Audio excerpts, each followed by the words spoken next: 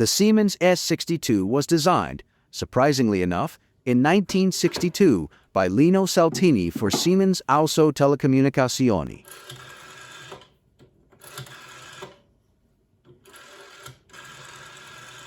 Subscribers had to pay extra for colors other than this gray, leading to the nickname bi grigio, two grays in Italian.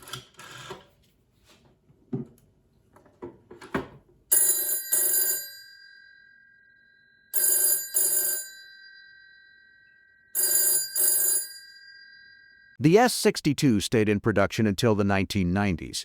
A number of different versions were produced, identified by Roman numerals stamped on the base, in this instance, 12. The Electromagnetic Puffin is grateful for your time. Take a look at his other videos. They're just as bad.